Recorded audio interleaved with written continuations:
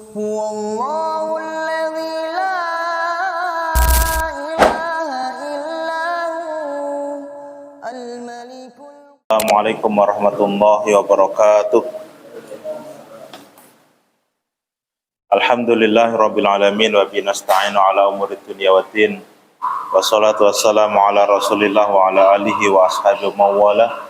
La haula wala quwata illa billah, amma ba'd. Alhamdulillahirabbil alamin. Pada kesempatan yang berbahagia ini kita sama-sama masih diberikan nikmat Allah Subhanahu wa taala, yaitu nikmat Islam, iman, dan juga diberikan kesehatan. Mudah-mudahan apa yang kita dapatkan hari ini senantiasa kita dapatkan min hadis ila yaumil qiyamah, amin ya rabbal alamin. Dan juga senantiasa kita doakan kepada saudara-saudara kita yang mungkin ada udzur, sakit, ada keperluan, dan juga wabil khusus kepada saudara-saudara kita yang mungkin saat ini masih teraniaya, yaitu di bumi Palestina. Kita doakan juga mereka, saudara-saudara kita seiman, warga Palestina, Gaza yang saat ini senantiasa mencekam dengan invasinya Yahudi laknatullah alaihim.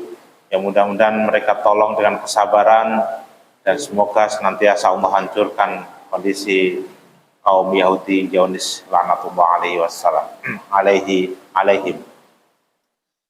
Baik, hadirin yang berbahagia, tentunya salawat dan salam tak lupa kita aturkan ke junjungan agung Nabi besar Muhammad sallallahu alaihi wasallam, kepada keluarga sahabatnya. Mudah-mudahan kita termasuk umatnya yang sama-sama kita berharap diaku sebagai umatnya, dan insya Allah ketika diaku sebagai umatnya kita akan mendapatkan syafaatul uzma dari baginda Rasulullah sallallahu alaihi wasallam, amin ya rabbal alamin. Alhamdulillahirabbil alamin. Gimana kabarnya Pak? Sehat ya Pak ya? Ibu di belakang sehat Ibu? Alhamdulillahirabbil alamin, tetap istiqomah membersamai waktu-waktu kita, dan ini adalah tentunya kesempatan yang berharga yang Allah berikan kepada kita. Karena apa? Sesungguhnya apa yang menjadikan aktivitas ini adalah sebuah pilihan bagi kita. Dan ini adalah terkait masalah ilmu Allah. Allah itu mengetahui apa yang kita lakukan. Dan insya Allah tidak akan menukar setiap jerih payah kita di hadapan Allah, di mana pahala tentu tidak akan tertukar. Dan ini adalah bagian yang bisa kita pilih. Sebagaimana Allah Subhanahu wa taala, a'udzubillahi minasyaitonirrajim, fa'alhamaha fujuraha wa taqwaha. Sesungguhnya Allah telah ilhamkan dua sifat, yaitu sifat fajir dan sifat takwa. Dan kedua sifat ini saling bertentangan.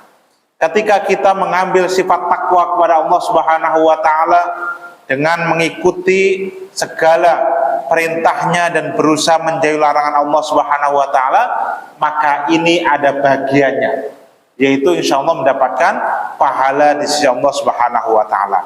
Jika kita memilih untuk fujur, sifat fajir, sifat zalim, sifat yang lebih mempertautkan hawa nafsu, maka juga akan ada bagian di sisi Allah Subhanahu wa taala. Dan sifat ini Allah ilhamkan kepada kita, dan ini tidak memaksa kepada kita. Kita diberikan kebebasan ini. Nih, telah aku beritahukan sifat fajir dan takwa. Kemudian apa yang dilakukan manusia ini, dan Allah akan membalas setiap balasan yang akan dilakukan oleh manusia. Maka sifat keadilan Allah itu, Allah tidak memaksa setiap perbuatan kita. Hari ini kita ta'lim, hari ini kita itu melakukan hal apapun juga, ini bukan dalam ranah paksaan Allah, tapi diberikan akal untuk diberikan mampu memilih antara yang baik dan benar. Maka senantiasa kita berdoa kepada Allah, Allahumma arinal haqqo haqqo warzuqna ittiba'ah, wa arinal batila batilan warzuqna ijtinabah. Ya Allah, tunjukkanlah perkara yang hak itu adalah sesuatu yang hak, maka berikanlah kekuatan kepadaku untuk mengikutinya. Bukan hanya kita itu ditunjukkan perkara yang hak, namun kita tidak memohon kepada Allah untuk tidak ditolong menunjukinya. Maka kita berdoa, Allahumma arinal haqqo haqqo warzuqna ittiba'ah wa arinal batila batilan warzuqna ijtinabah. Dan aku juga mohon tunjukkanlah perkara yang batil itu, perkara yang dia itu engkau murkai, maka berikan kekuatan kepada kami untuk apa? Yaitu untuk menjauhinya. Dan ini doa tentu harus kita berharap benar apa yang kita lakukan atas petunjuk dan hidayah Allah Subhanahu wa taala. Mudah-mudahan kita istiqomah di jalan kebenaran. Amin ya rabbal alamin. Baik. Kami melanjutkan yaitu terkait pembacaan kitab Riyadhus Shalihin min kalami Sayyidil Mursalin, yaitu terkait bab yang ini tentunya adalah bab yang mudah-mudahan kita sudah maklumin, sudah kita pahami, namun apa? Tidak mengapa, sebagai bentuk senantiasa kita itu merefresh kembali ingatan kita agar mendorong kembali aktivitas kita itu sejalan dengan apa yang diinginkan oleh Allah dan juga diinginkan oleh Rasulullah SAW. Di dalam bab ini, yaitu bab-bab terakhir tentunya sengaja saya ambil untuk apa? Memberikan penegasan kepada kita, memberikan motivasi. Mudah-mudahan ini juga bisa kami lakukan dan juga hadirin semua bisa mengambil manfaatnya. Yaitu kitab istighfar. Pernah Ibu, Bapak di bab ini? Mudah-mudahan ini bab baru. Saya lupa Pak, karena saya nggak membukukan. Ini sudah di mana nih? Karena tempat-tempat lain juga, oh ini kayaknya belum, ya udah saya sampaikan. Karena sumbernya ada gitu, tidak mengarang. Yaitu Kitabul Istighfar, yaitu terkait kitab bab istighfar. Yaitu babul amru bil istighfari wa fadlihi, yaitu bab perintah untuk memperbanyak istighfar dan keutamaan istighfar. Istighfar itu apa sih? Yaitu minta ampunan kepada Allah Subhanahu wa taala gitu. Meminta pertolongan atas dosa-dosa kita yang kita lakukan agar Allah itu memberikan ampunan kepada kita. Dan istighfar itu adalah ada dua nilai. Yang pertama, lafaz ini adalah bentuk kita itu meminta ampun kepada Allah. Yang kemudian bentuk kita itu, posisi kita adalah seorang hamba yang senantiasa berdosa. Maka dikatakan di dalam sebuah hadis, kullu ibnu Adam khata'un. Setiap anak Adam itu hukum asalnya tukang pendosa. Kita itu hukum asalnya sudah ditetapkan Allah, tukang dosa kita Pak. Tukang berbuat dosa. Dikit-dikit lupa zikir kepada Allah, dosa. Dikit-dikit mulut kita itu mengucapkan ghibah kepada orang, dosa. Dikit-dikit mata kita melihat sesuatu yang tidak bukan hak, yang kita sengaja kita lihat, dosa. Dan setiap anak Adam itu kondisinya hukum asalnya adalah tukang dosa, tukang pembuat dosa. Wa khairul khata'ina at-tawwabun, dan setiap sebaik-baiknya orang yang tukang dosa adalah dia itu orang yang suka untuk bertaubat itu. Jadi sebaik-baiknya pendosa, kita pendosa, dan sebaik-baiknya pelaku orang tukang dosa ini adalah mereka itu tukang taubat. Dosa taubat, dosa taubat. Nah seperti itu. Dan ini disampaikan oleh baginda Rasulullah SAW. Ini menarik bab pertama, yaitu dibuka dari firman Allah Subhanahu wa taala, A'udzubillahi samil alimi minasyaitonir rajim. Qala Allah taala, wastaghfir lidzambika walil mu'minina wal mu'minat. Wastaghfir, dan mintalah ampun lidzambika, karena dosamu ka Muhammad. Jadi ini meskipun arah tujuannya kepada Muhammad yang dia itu maksum tidak dosa, kata Allah, mintalah ampun engkau ya Muhammad karena dosa-dosamu. Kita ketahui bahwa Muhammad itu adalah manusia maksum, tidak pernah berdosa. Apa pelajaran yang bisa kita ambil? Kalau baginda Rasulullah saja tidak pernah melakukan dosa dan disuruh Allah untuk meminta ampunan kepada Allah, wabil khusus kepada umatnya, kepada kita semua yang tempatnya dosa, tempatnya lupa, maka terlebih lagi kita. Maka lidzambika, kebolehan kita untuk memintakan orang-orang yang kita cintai, sifatnya umum, baik dia itu hidup ataupun sudah mati. Kenapa? Dikatakan wastaghfir lidzambika walil mu'minina wal mu'minat, mintalah ampunan karena dosamu Muhammad, dan mintakan dosa orang-orang mukmin laki-laki dan mukmin perempuan. Berarti kita boleh memintakan ampunan. Maka di dalam khutbah Jumat itu dikatakan Allahumma ighfir lil muslimin wal muslimat wal mu'minin wal mu'minat al ahya'i minhum wal am'at, orang-orang yang hidup atau yang sudah mati. Maka kita boleh, ya Allah, ampunilah dosa-dosa orang tua kami yang mereka telah begitu kasih sayang memberikan pendidikan kepada kami. Boleh. Ya Allah, ampunilah dosa-dosa guru kami yang telah mengajarkan ilmu-ilmu. Boleh. Ya Allah, ampunilah dosa-dosa orang yang telah memberikan wasilah sehingga tertunjukinya kami ke dalam jalan hidayahmu. Boleh. Maka minta ampunan kepada orang lain itu adalah disyariatkan sebagaimana dari firman Allah Subhanahu wa taala ini. Kemudian dilanjutkan, a'udzubillahi minasyaitonirrajim, wastaghfirillah, dan minta ampunlah kepada Allah, innallaha kana ghafurur rahima, sesungguhnya Allah zat yang maha pemberikan ampun dan pemberikan kasih sayang. Mintalah ampun kepada Allah. Apalagi usia-usia yang kita itu dalam kondisi tanda kutip yang telah banyak makan garam, tentu masih banyak pertaubatan yang harus kita lakukan untuk menghapus dosa-dosa, dan masih diberikan kesempatan oleh Allah, maka perbanyak untuk istighfar. Wah, saya udah banyak ini Pak Ustadz. Berapa kali? Apakah melebihi Rasulullah? Belum. Rasulullah nanti dikatakan sehari semalamnya itu adalah 70 kali. 70 kali tidak disebutkan.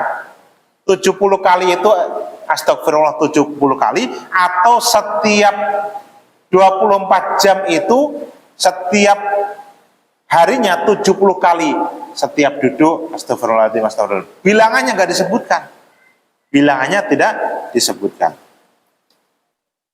Mintalah ampunan kepada Allah Subhanahu wa taala.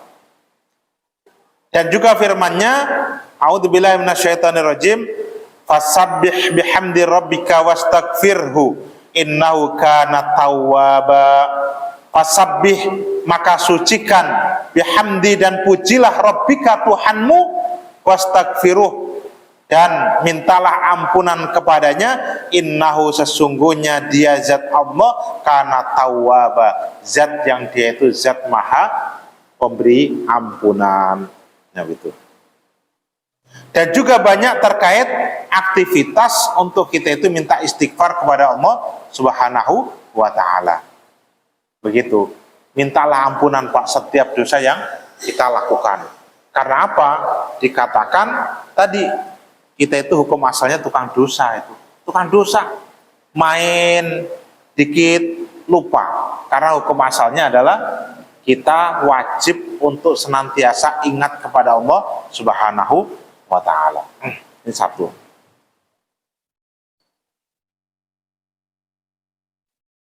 Juga dikatakan di dalam firman-Nya, a'udzubillahi minasyaitonirrajim, wa may ya'mal su'an aw yadhlim nafsahu thumma yaghfirillah yajidillaha ghafurur rahima. Waman, dan barang siapa ya'malus su', beraktivitas perkara yang yang buruk atau dosa, au yadzlim, atau melakukan kezaliman nafsahu kepada dirinya, melakukan kezaliman pada dirinya. Maksudnya apa? Dirinya itu dijatuhkan ke dalam perkara yang zalim. Zalim itu apa? Yaitu tidak meletakkan sesuatu pada tempatnya, itu zalim. Seharusnya kita itu suka meminta ampunan kepada Allah, kita tidak segera minta ampunan, zalim. Kita seharusnya bersegera untuk meminta mendapatkan pertolongan Allah, wasari'u ila magfiratin min rabbikum wa jannatin 'ardas samawati wal ard uiddat lil muttaqin, bukan lil kafirin. Kan ada kan lil kafirin lil muttaqin, lil muttaqin. Wasari'u ila magfirah, bersegeralah. Sari itu sebenarnya cepat, bercepat-cepatlah engkau ila magfiratin min rabbikum, kepada ampunan Tuhanmu, wa jannatin 'ardas samawati wal ard, yang surganya Allah itu seluas langit dan bumi.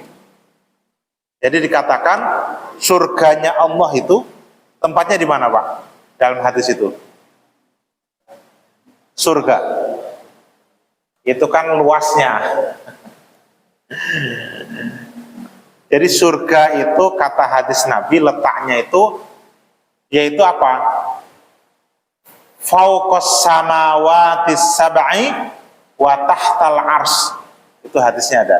Surga itu berada di atas langit yang ketujuh dan di bawah ars. Itu surga. Hadis dari Ibnu Abbas kalau tidak salah. Di dalam kitab Nasoihul Ibad itu ada. Ketika ditanya surga itu di mana? Yaitu surga itu adalah fauqas samawati sab'i wa tahtal arsi, dan di bawahnya aras, begitu. Dan luasnya luas sekali, luasnya sangat luas. Wa may ya'mal su'an aw yathlim nafsahu summa yastaghfirillah, kemudian dia itu minta ampunan kepada Allah, yajidillaha ghafurur rahima, maka akan dia dapati Allah itu zat yang maha memberikan ampun dan zat yang maha memberikan kasih sayang. Jadi jangan khawatir ketika kita dosa, ada namanya kita itu sifat roja, harus punya harapan. Roja, dengan roja ini harapan setiap apa yang kita ucapkan pasti Allah akan dengar ini, dan Allah pasti akan mengkabulkan. Ini adalah sifat roja. Sifat berharap itu sangat utama. Maka sifat roja itu harus dikasih apa? Tanamkan pada diri kita sifat roja, berharap kepada Allah. Kembali roja, yarja, roja itu adalah berharap. Jangan sampai yaitu apa? Kebalikan dari sifat roja, yaitu putus asa. Yaitu tai'asu mirauhillah, itu haram. Janganlah engkau itu putus asa dari rahmat Allah. Jadi dia itu putus asa, merasa udahlah kalau saya dosa begini gak ada harapan Allah itu akan ampunin. Itu dosa, itu putus asa. Putus asa dari rahmat Allah, padahal Allah itu zat yang maha memberi ampun. Nah, seperti itu. Itu dosa. Kemudian firman Allah, a'udzubillahi minasyaitonirrajim, wa ma kana Allahu liyu'adzibahum wa anta fihim wa ma kana Allahu mu'adzibahum wa hum yastaghfirun. Wa ma kana Allah, dan tidaklah Allah liyu'adzibahum, sungguh akan menyiksa mereka, wa anta fihim, sementara engkau Muhammad ada di tengah-tengah mereka. Dan nanti ini ada bulan Rabiul Awal. Rabiul Awal itu bulan yang dimana kaum sejarawan itu mengatakan dia adalah lahirnya baginda Rasulullah SAW. Bentuknya apa? Kecintaan kita adalah karena dilahirkan seseorang yang dia itu salah satunya menahan azabnya Allah kepada kita. Ini dalilnya kalau tidak salah surat Al-Isra atau Kamakol. Surat apa ya? Sebentar. Surat Al-Anfal ayat 33 salah satu keberkahan diturunkan dilahirkannya baginda Kanjeng Nabi Muhammad, maka azab itu ditunda oleh Allah Subhanahu wa taala. Berbeda dengan umat Nabi sebelumnya, azab itu disegerakan. Umat Nabi Nuh umat Nabi Nuh, ketika umatnya itu tidak mau mengikuti nabinya, azab disegerakan, dihanyutkan, ditenggelamkan. Umat Nabi Musa alaihissalam, ketika umatnya dia itu tidak mau untuk terikat dengan apa yang disampaikan oleh Nabi Musa, Fir'aun itu dia itu ditenggelamkan. Saya dengar tausiahnya Gus Baha tadi itu. Sebenarnya Nabi Fir'aun itu di akhir hayatnya itu mau taubat itu. Saya itu taubat, maksudnya mengucapkan kalimat tauhid gitu. Saya bersaksi engkau Musa itu adalah utusan Allah. Ketika dia bersaksi, Musa itu siapa? Malaikat itu menyumpel mulutnya. Dalam arti apa? Kalau kelakarnya Gus Bah, enak saja. Lo telah misalnya maksiatnya banyak. Bukan hanya memusuhi Nabi, tapi engkau itu mengaku Tuhan. Enak aja di akhir hayatnya engkau itu beriman. Ditutup tuh. Padahal dia itu mau mengakui ketika di akhir hayatnya. Tapi malaikat itu menutup mulutnya sehingga apa? Dia tidak mampu melanjutkan perkataan keimanannya kepada Nabi Musa.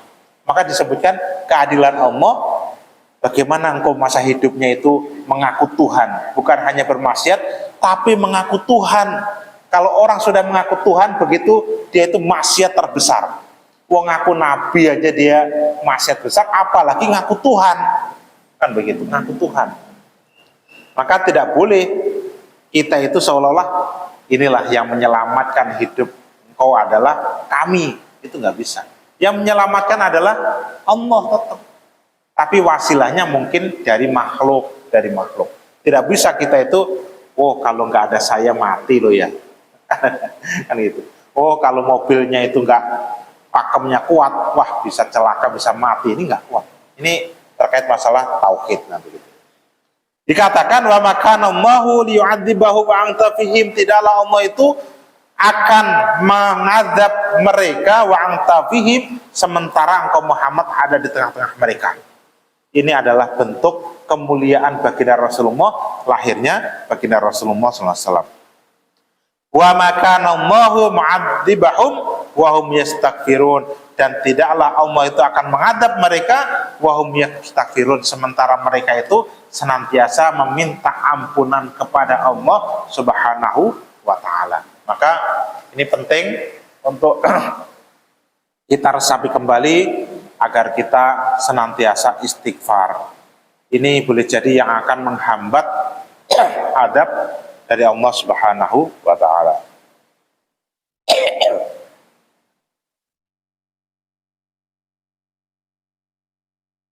Ini sebelum kita masuk hadis, ada pertanyaan atau yang disampaikan, silakan. Ada, Ibu? Bismillah.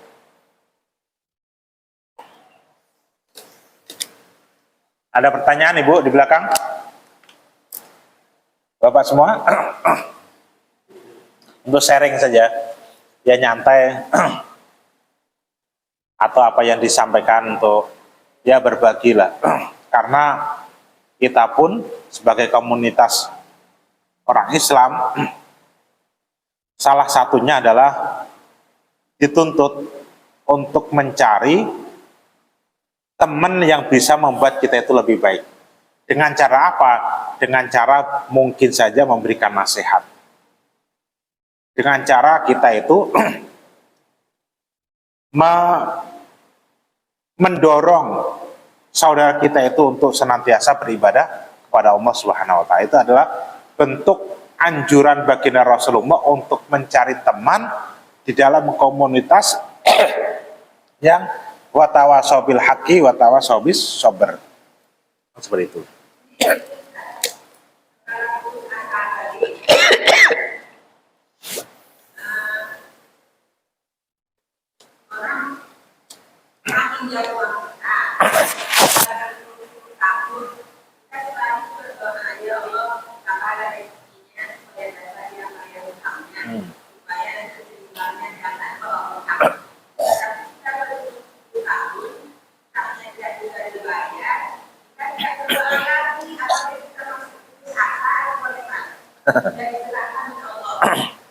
Ya. Itu berdoa tapi ada maksud tuh. Berdoa ada maksud. Mendoakan orang biar dia mendapatkan rezeki agar utangnya bisa dibayar. Berdoa dengan maksud. Nah, itu. Ya. Ya. Maka kalau dari pertama niatnya kita mendoakan orang dalam arti untuk mendapatkan hak kita, ini juga kurang ahsan sebenarnya. Berdoalah dengan ikhlas, meskipun berdoa dengan ikhlas itu apa? Imbal baliknya itu tidak kita dapatkan, begitu. Timbal baliknya tidak kita dapatkan. Tapi kalau kita punya sangkutan utang piutang dengan orang, Pak, kewajiban kita itu mengingatkan. Kewajiban kita mengingatkan. Yang pertama adalah menolong dia untuk mengingatkan bahwa dia itu punya tanggungan. Karena apa? Kalau dia sampai mati dalam kondisi tidak terbayarkan utang, ini akan tetap terbawa sampai kiamat. Tanggungan dengan anak Adam itu akan sampai kepada hari kiamat. Dan boleh jadi akan memberikan pengurangan kepada pahala kita. Maka kalau kita itu misalnya udah pasrah, udah kayaknya nggak bisa lagi dikembalikan.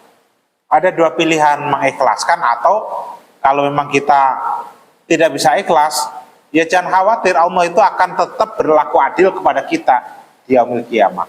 Tapi kalau kita ikhlas, maka Allah juga akan berikan sebuah balasan juga yang baik. Maka dikatakan, man satarul mu'minina satarallahu fid dunya wal akhirah. Barang siapa menutup kebutuhan orang-orang mukmin, kalau kita niatkan menutup kebutuhan orang-orang mukmin, maka Allah itu akan menutup kebutuhan dia besok di yaumil kiamat, di dunia dan di akhirat. Ini aukamakol. Maksudnya gini, ada dua aktivitas yang bisa kita ambil ketika kita itu punya utang piutang dengan orang lain. Yang pertama, kita wajib mengingatkan. Pertama itu, karena apa? Bentuk kasih sayang kita, jangan sampai dia itu mati, meninggal dunia dalam kondisi masih membawa utang. Itu satu. Yang kedua, kalau kita mempunyai sifat haris, bisa lepas, mengikhlaskan, itu juga utama. Itu haris namanya. Haris itu kita sudah disakiti, kita berikan dia itu hiburan. Haris. Ada namanya haris. Haris itu begitu, Pak. Orang baik itu biasa. Orang baik itu adalah ketika kita itu diberikan kebaikan, kita membalas kebaikan. Itu udah wajar, logis gitu loh. Saya memberikan kebaikan kepada Anda, dibalas kebaikan. Tapi yang namanya haris itu, orang disakiti, dia memberikan maaf, memberikan kebahagiaan kepada orang yang menyakitin itu. Kan susah. Haris itu. Sifat haris itu sifat yang tertinggi lah. Dan ini adalah sifat yang biasanya kepada waliullah dan kepada para anbiya. Para nabi itu sifatnya haris. Jadi Nabi udah dilemparin, dakwahnya sudah disakiti, dimusuhi, diusir dari tanahnya, tapi dia itu meminta ampunan kepada Allah dan dia itu memberikan kebaikan kepada mereka. Bahkan malaikat Jibril itu pernah itu memohon kepada Muhammad, ya Muhammad, ketika engkau perintahkan akan aku lemparkan gunung Uhud itu untuk dimakan kepada mereka. Jangan, mereka itu umatku ya Jibril, begitu kan? Itu sifat baginda Rasulullah Shallallahu Alaihi Wasallam. Kita bisa nggak seperti itu? Susah. Kalau belum kembali ya jangan harap. Susah. Karena kita memang makhluk yang memang diberikan tabiat seperti itu. Tapi kalau kita mampu mempunyai sifat haris, itu luar biasa. Dan ikhlas. Dan ikhlas, haris disakiti, didolimi, tapi kita itu bersabar, mendoakan kepada dia, dan memberikan kebaikan kepada orang yang telah menyakitin kita. Begitu. Maka ada dua pilihan. Maka yaitu pertama, kita ingatkan. Setelah kita ingatkan, tentunya kayaknya nggak ada kemungkinan. Kalau kita mau, ya kita ikhlaskan. Kalau nggak ada ikhlas, maka jangan khawatir, ini bagian kebaikan yang akan kita dapatkan. Besok kan di akhirat itu, bahkan syuhada itu pun, orang yang diampuni seluruh dosanya oleh Allah, itu ketika masih ada tanggungan dengan anak Adam, masih dipintain pertanggungjawaban. Orang syuhada itu Pak, dari Ustadz, lupa saya namanya itu, menyampaikan motivasi untuk mati syahid. Orang mati syahid itu, kata baginda Rasulullah, dia itu matinya itu seperti kayak digigit apa? Semut, kata baginda Rasulullah. Tidak sakit. Meskipun dalam kondisi kita lihat itu dia itu seperti apa? Ya darahnya kemana-mana begitu. Kata baginda, sehingga apa? Orang yang mati syahid itu berbicara kepada Allah, ya Allah tolong kembalikan aku dalam kondisi ke dunia dan saya akan mati syahid lagi. Ketika mati kembalikan. Pernah dengar itu hadis? Ini menunjukkan apa? Mati syahid itu tidak sesakit yang dibayangkan. Berbeda dengan sakaratul maut, yang dia itu seperti dipukul besi panas yang sakitnya itu sangat luar biasa. Maka kita itu meminta Allahumma hawin alaina fi sakaratil maut. Ya Allah, ringankanlah kami dalam kondisi sakaratul maut. Itu doanya seperti itu. Sakitnya luar biasa. Itu kata baginda Rasulullah. Kita kan nggak pernah tahu, tapi Rasulullah itu telah diberikan informasi oleh Allah terkait itu. Dan para syuhada, para sahabat itu sangat tahu terkait hadis Nabi. Maka tidak ada keraguan mati syahid itu. Maka mereka itu ketika perang ya udah keluar saja, karena merasakan bagaimana Rasulullah orang mati syahid itu dia tidak sakit. Maka ketika ruhnya itu di hadapan Allah meminta untuk dikembalikan ke dunia, akan berperang lagi, syahid lagi, dikembalikan lagi, syahid lagi. Karena apa? Dia tidak dalam kondisi sakit. Itu kata hadis Nabi. Jadi jangan dikira orang yang mati syahid itu mati. Dikatakan itu kan, apa itu? Dalilnya Pak. Bal ahya'u 'indallahi rizqan gitu kan. Apa itu? Lupa Al-Baqarah itu loh. Janganlah engkau mengira orang mati syahid itu mati. Bal ahya'u 'indallahi rizqan, akan tetapi dia itu hidup di sisi Allah dan mendapatkan rezeki. Apa enggak? Permulaan itu. Ada kan? Itu situ. Wallahu a'lam bishawab gitu. Ada lagi, Pak?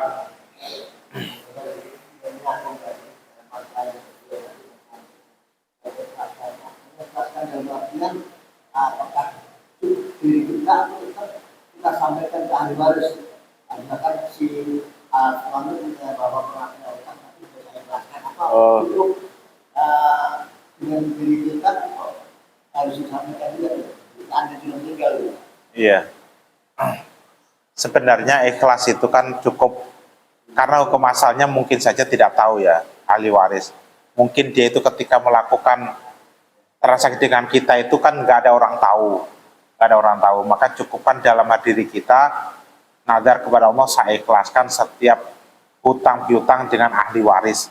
Meskipun saya punya hak untuk meminta kepada ahli warisnya untuk ditunaikan, tapi saya ikhlaskan, yaitu lebih ahsan. Sehingga ada dua nilai, ini adalah menjaga hati kita, yang kemudian kedua, bentuk ya jangan sampai sesuatu yang baik itu dinampakkan di hadapan orang. Gitu. Kalau ikhlas, diikhlaskan, sehingga tentu di dalam hati itu juga baik. Dan insya Allah Allah akan jawab itu. Karena Allah akan maha zat yang maha mengetahui. Wallahu a'lam. Gitu. Jadi bab kita kembali kepada istighfar. Bahkan istighfar itu ada sebuah hadis, baginda Rasulullah itu mengatakan, wa an Abi Hurairah radhiyallahu an qala sami'tu Rasulullah sallallahu alaihi wasallam yaqul wallahi inni la astaghfirullah wa atubu ilaihi fi yaumin aksara min sab'ina marrah. Dan demi Allah, ini sesungguhnya aku, kata baginda Rasulullah, la astaghfirullah, sungguh aku meminta ampunan kepada Allah, wa atubu ilaihi, atas dosa-dosaku kepadanya, fi yaumin, di dalam setiap harinya, aksaro, yaitu lebih banyak, min sab'ina marrah, dari 70 kali. 70 kali. Jadi lebih banyak itu dari sebutkan. Ada boleh jadi 80, boleh jadi 100 dan sebagainya. Saya pernah mencoba, Pak. Setiap kali istighfar itu berapa kali yang kita butuhkan waktunya? Ternyata 1 detik. Astagfirullah. Coba tunjuk guys. Astagfirullah, astagfirullah, astagfirullah. 1 detik.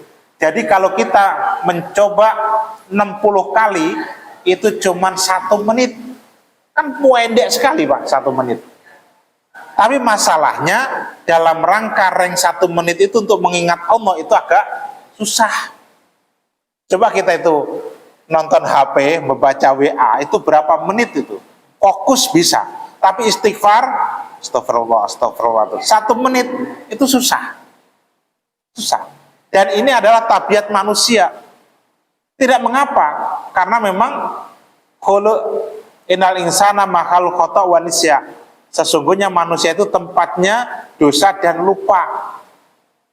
Maka nggak mengapa, dalam arti ya kita lakukan sekedarnya. Misalnya ketika kita misalnya dalam kondisi duduk, istighfar, astagfirullahaladzim, astagfirullahaladzim, astagfirullahaladzim, di dalam hati ucapkan istighfar kepada Allah Subhanahu wa ta'ala. Astagfirullahaladzim, astagfirullahaladzim. 1 menit itu 60 kali udahan. Coba kalau kita ingat misalnya duduknya di mana-mana 1 menit aja kita sempatkan. 60 kali, 60 kali, 60 kali. Di dalam perjalanan, kalau kita misalnya sambil fokus, saya misalnya dari rumah tempat kerjaan itu 20 menit. 20 menit kali 60 udah berapa itu? 60 kali 20, 1200 kali. Gitu. Semenitnya kan itu, kali 60. 20 kali 60 berarti 1200 kali setiap perjalanan. Tapi susah. Ada juga yang lebih mudah, mungkin sholawat. Kalau istighfar kan mungkin dilanggamkan kurang, tapi kalau sholawat mungkin bisa. Wallahu a'lam. Ini dikatakan, ini la astagfirullah, sungguh aku telah meminta ampunan kepada Allah di setiap harinya, aksara min sab'ina marrah, yaitu lebih banyak daripada 70 kali. Bahkan juga dikatakan hadis yang ini menjadikan penekatan kepada kita pentingnya istighfar. Wa anhu, maksudnya dari siapa? Abu Hurairah. Qala Rasulullah sallallahu alaihi wasallam, wallahi nafsi biyadihi, demi zat yang jiwa Muhammad ada di tangannya. Laulam tudznibu, jika sekiranya di dunia ini tidak ada lagi orang yang melakukan berdosa, pendosa. Di dunia tidak ada lagi orang yang melakukan maksiat. La dhahaballahu ta'ala bikum, maka sungguh Allah akan lenyapkan mereka. Jadi kalau di dunia itu orang semua udah taat itu, Pak. Semua taat baik semua kepada Allah akan dilenyapkan oleh Allah. La dhahaballahu ta'ala bikum, Allah akan lenyapkan mereka semua. Wala jaa biqaumin yutnibun, dan sungguh Allah akan datangkan lagi kaum yang dia itu tukang pendosa. Kan gitu. Kemudian apa? Fayastaghfirullaha ta'ala, maka mereka orang yang berdosa itu meminta ampunan kepada Allah. Fayaghfiru dzunubahum, maka aku akan ampuni dosa-dosa. Apa itu? Fayaghfiru lahum, maka Allah akan ampuni dosa mereka. Jadi memang Allah itu zat yang maha pengampun dan maha welas asih. Maka seolah-olah dunia itu memang tempatnya orang untuk istighfar kepada Allah. Bentuk istighfar itu adalah bentuk kita itu bentuk sebagai budaknya Allah, yang kita itu butuh kepada Allah Subhanahu wa ta'ala. Kita butuh atas rahmatnya Allah Subhanahu wa ta'ala. Dan istiqomah itu, kalau kata guru kami Ustadz Ismail, itu istiqomah bagi orang mukmin itu sebenarnya mudah. Kalau kata orang itu istiqomah itu susah, ternyata kata beliau dari sudut yang lain, bagi orang mukmin istiqomah itu adalah sesuatu yang mudah, dan meninggalkan istiqomah itu perkara yang sulit. Kok bisa? Iya, contoh, kita itu senantiasa seorang mukmin sholat 5 waktu. Kita kan udah istiqomah. Coba kita tidak istiqomah, saya tidak lagi sholat 5 waktu. Berat nggak Pak? Berat nggak Pak? Berat. Jadi tidak istiqomah itu berat bagi orang yang mukmin. Bagi seorang wanita yang terbiasa menutup auratnya dengan dia itu berjilbab, maka coba satu kali saja dia keluar tidak melakukan jilbab, berat. Kan begitu. Maka bagi orang-orang yang mukmin, dia itu istiqomah itu adalah sesuatu perkara yang mudah, tapi tidak istiqomah itu perkara yang berat malahan. Kita sholat ini, sholat berjamaah itu kita jaga terus. Coba nih, sesekali waktu kita sengaja tidak ada udzur, tidak ada keperluan, kita sengaja tidak sholat berjamaah. Berat nggak Pak? Berat. Maka istiqomah berjamaah itu sebenarnya mudah. Tapi jangan khawatir Pak. Bentuk kasih sayang Allah itu ada hadis mengatakan begini, kurang lebih, barang siapa yang dia itu bepergian atau sakit, kalau dalam kondisi sehat, dalam kondisi normal, dia itu pasti melakukan kebaikan, maka dalam kondisi sehat, dalam kondisi pergi dan sakitnya itu, maka dia itu melakukan seperti dalam kondisi yang sehat. Contohnya gini, kalau dalam kondisi kita itu tanpa udzur, pasti kita sholat jamaah. Tapi sebuah peristiwa menjadikan kita itu tidak sholat jamaah, maka ketika itu maka dia tetap tercatat sebagai pahala berjamaah. Karena apa? Karena ketika dalam kondisi tidak ada udzur, pasti dia jamaah, pasti jamaah.